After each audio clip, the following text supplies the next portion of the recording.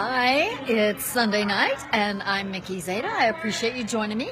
Normally, we do Sunday night wine with Mickey, but as you can see, I'm coming to you live tonight from the Orlando airport. So I'm hoping there's not some really loud announcements, but if that happens, just know, you know what, it's 7:30, it's Sunday, and I'm here, and I'm glad you are too. This is the fourth in the series of Surviving the Holidays, and the title of tonight's lesson is, do you still Hi, wow, there's a lot of people coming on. I'm so excited. So the title for the class tonight is, do you still have feelings for your abuser? And it's the holidays. It's December. And you know what? We are, I've said this before and I'll say it again and probably again and again and again. In December, during the holidays, we find ourselves remembering some of the good things, a lot more of the good things than are really real.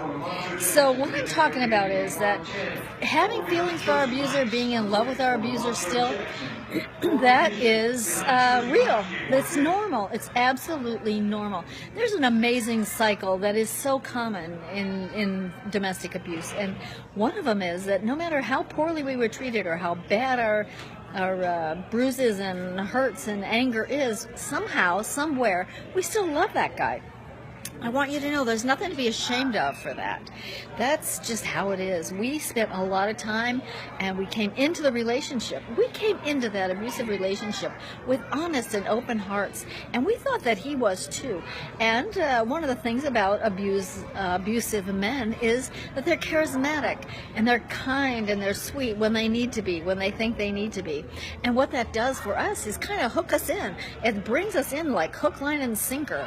And they play with our heads, and somehow we make excuses, and somehow we feel responsible for their behavior, even their abuse toward us. So what I want you to know is you came into this relationship, into your abusive relationship, openly and honestly, and you thought he did too, and he just didn't, and that's how it is.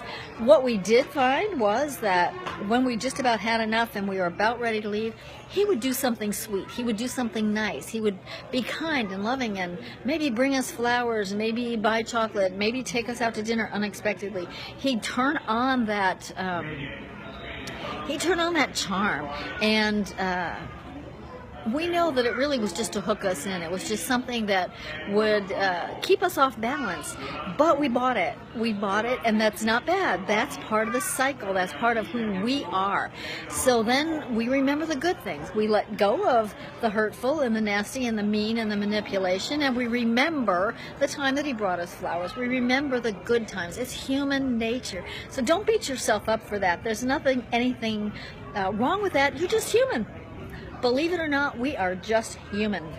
So what I'm going to encourage you to do is remember the bad stuff. Remember the emotional conditioning, the emotional control that they have over us. Remember the physical abuse, the hurts, and the damage that they do to our bodies and to our minds.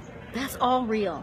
Financial abuse, they control our money, they control our minds, they control our lives. And they bruise us, and that's all part of the cycle. It's not unusual for us to go ahead and believe the good part. Nobody wants to believe that the guy that we married, the person that we're committed to, is not committed to us. And he is only to the extent that he can control us, that he can get inside our heads. So remember that we couldn't have the good of those guys without getting the bad. It doesn't go together. The bottom line is he's a narcissist, or he's a bipolar, or he's just plain mean. But he shows us enough good to keep us there, and that's why we still love him. That's why we still love them. And it sometimes takes a long time. I've talked to women who have been out of abuse for 25 years and they still have feelings. And it's not that they're in love. We're not in love, but we are. But we love them on some level. Now, some of us get past that. I finally got past that, but it took a long time, more than 14 years. So don't beat yourself up for that. If you still have feelings for your abuser, know that that's normal. That's absolutely normal. And the thing about going back, if you think about going back, know that it's going to be worse. It's going to be worse because his position is going to be, I'm going to teach you a lesson. You know that this is all about control. So when we leave and we go back, they're not going to let that happen again. So the abuse increases. But keep that in mind. Remember that it may be hard, it may be horrible to be alone, but it's better than living in control, walking on eggshells. It's better than, well, there's just no benefit. There's absolutely no benefit to putting yourself in a situation where someone deliberately hurts you. We've been there. We know it's true. No reason to put ourselves in that position. So what I'm going to encourage you to do is the other thing that happens when we leave, we think, was I really abused? Was I really abused? And somehow in our minds we're thinking, no, we really weren't. But here's the deal. If you are wondering, was I really abused? Please go to my website, survivingabusenetwork.com. I have a list there and you can download it. It's free. You have to give me your email address and you have to re-opt in to get the list, but it's free and it's worth it because it goes through about 31 things that most of us has experienced, but we still wonder, was I really abused? Well, if it's on that list, you were abused. So please go to survivingabusenetwork.com, download the list, and put it to use. Use highlights. Use I use a red pen, a red highlighter to circle the ones that really got me. So thank you for being here. I appreciate it. Thank you for tolerating that I'm here at the airport. I'm sure you hear the noise in the background. The lighting is horrible, blah, blah, blah. Glad you're here.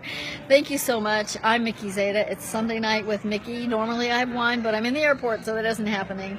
Thanks for participating in Surviving the Holidays class, and I'll be back on Wednesday night with just plain old Wednesday night with Mickey.